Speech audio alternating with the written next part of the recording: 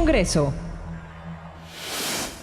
Hace unos pocos días, el día 5 de este mes para ser exacto, se presentó una iniciativa para hacer en el Código Penal una nueva clasificación y un nuevo tratamiento sobre dos delitos fundamentalmente visibles en todo el conjunto de esta nueva legislación, que vendrían a ser los relativos al terrorismo, cómo calificarlo, clasificarlo, castigarlo, y el lavado de dinero.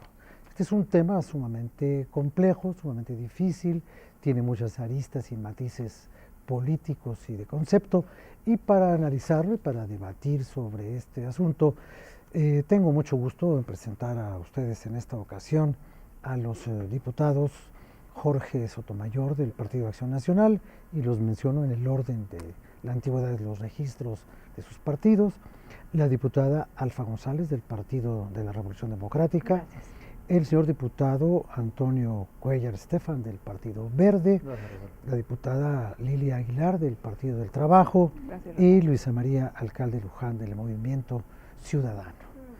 Bueno, pues diputado, entonces, ¿qué es esto del terrorismo? ¿Cómo lo ve la iniciativa? ¿Qué opina usted?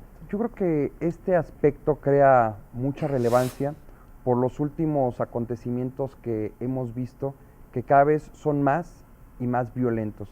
Esto empezó el 1 de diciembre con la toma de protesta de Enrique Peña Nieto. Posteriormente vimos la toma de la UNAM, de la UAM, los hechos vandálicos en Guerrero. Incluso tu servidor presentó una iniciativa que tenía por objeto recoger el antiguo tipo penal que fue disminuido por el grupo parlamentario del PRD en la Asamblea Legislativa, amén de que los muchachos que participaban en estos hechos vandálicos fueran liberados.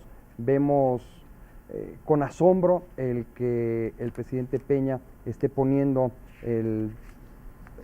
su especial atención en estos aspectos.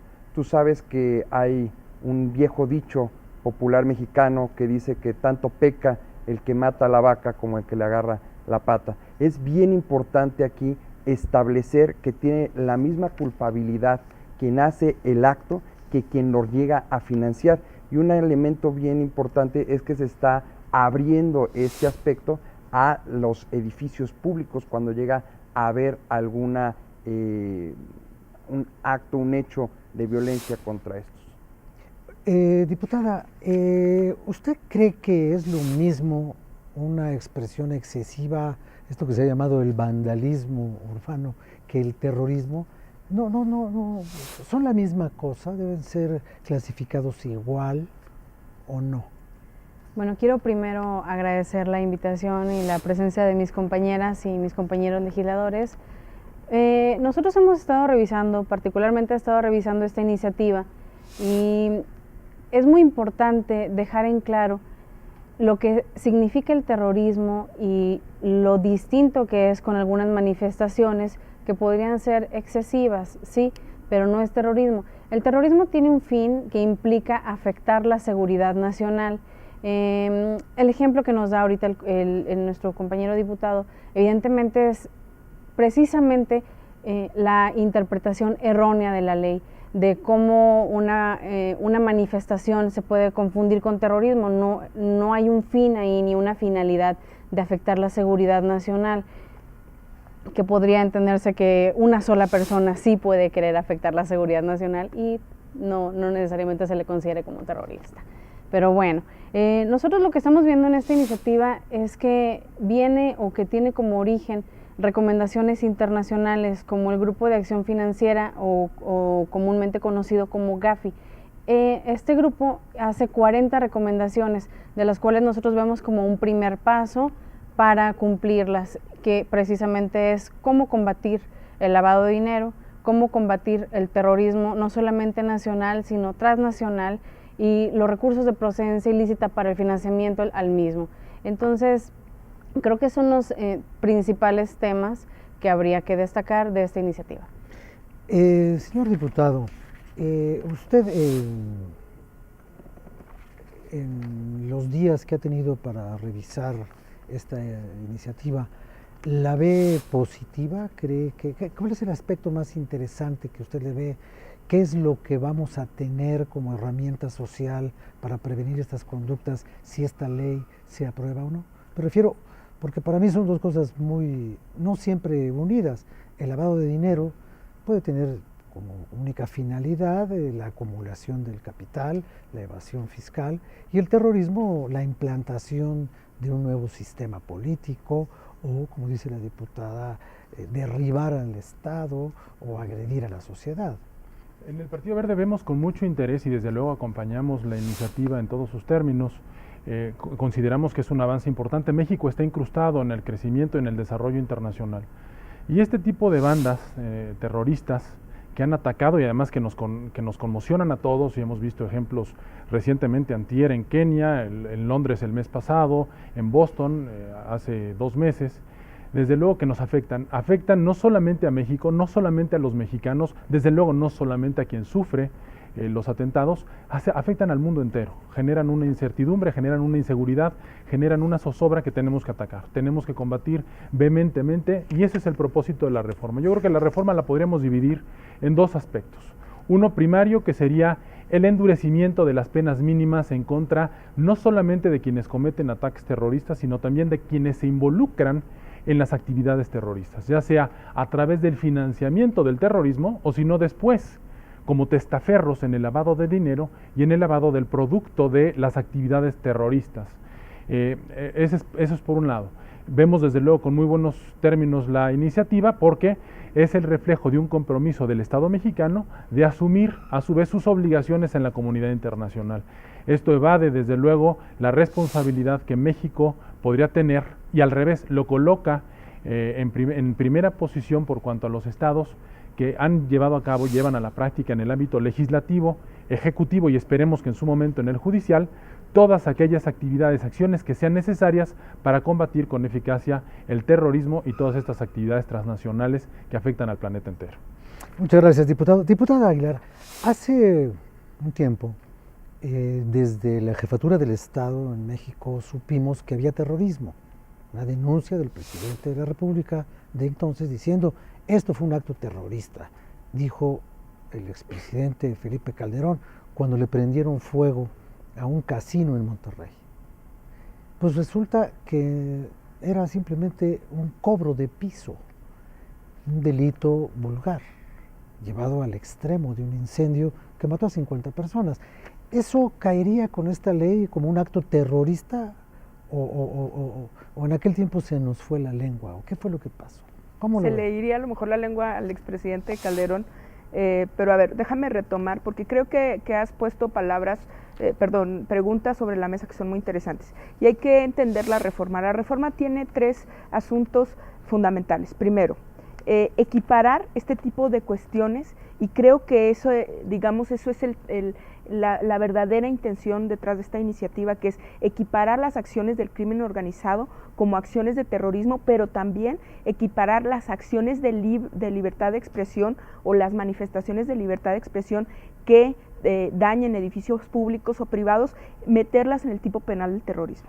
Ese es uno. Segundo, el tema del lavado de dinero y seguir el rastro del lavado de dinero, que en efecto tiene que ver con la obligación que tiene el Estado mexicano, con las recomendaciones que hizo el GAFI después de los ataques terroristas del 9/11 y que se hicieron todas estas recomendaciones por, una recomendación, valga la redundancia, de Estados Unidos y una petición que hizo Estados Unidos a los estados que estaban apoyándolo en contra de la guerra contra Irak. Y el último, que es la equiparación del terrorismo nacional con el terrorismo internacional, que es del que habla el diputado Antonio Cuellar.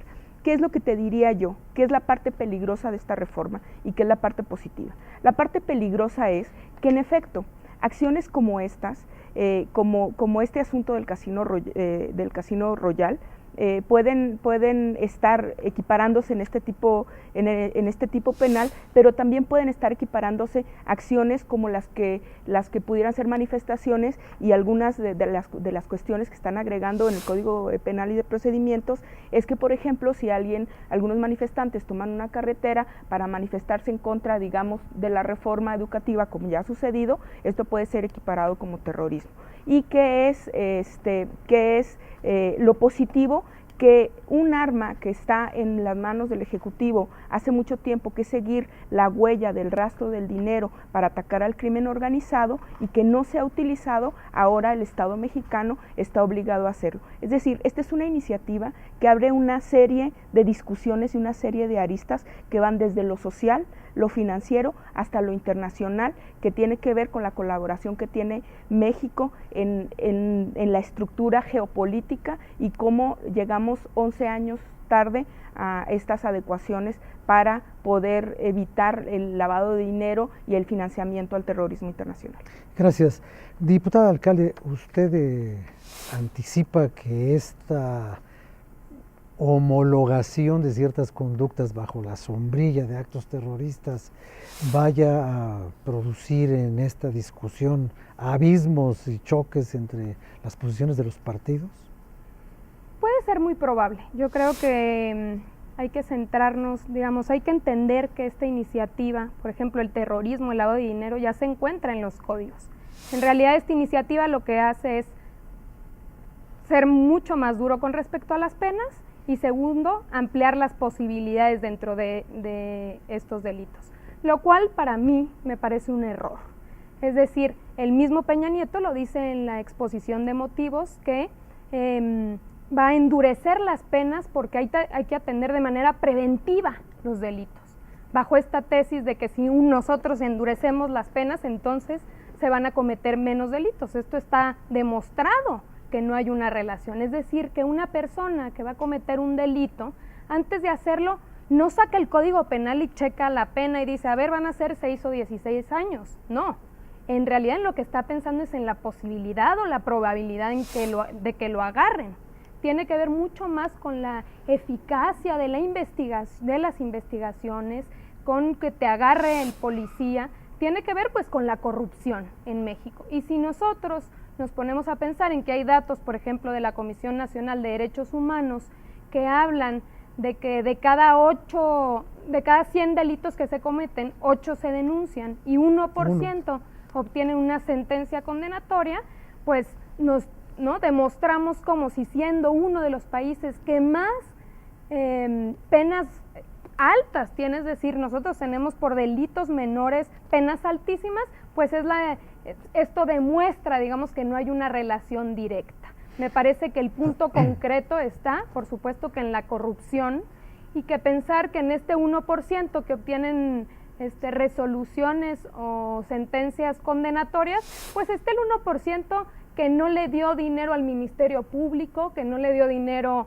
porque no tenía o porque no supo cómo al médico legista, al juez, etcétera. El tema de fondo es la corrupción, no aumentar las penas. Eso no sirve de absolutamente nada. Bueno, pues como usted ve aquí, y esto es apenas el principio, espérese que empiecen los debates, pero por lo pronto vamos a hacer una pausa y regresamos para continuar con el análisis de este escabroso asunto de las penas y las duras penas.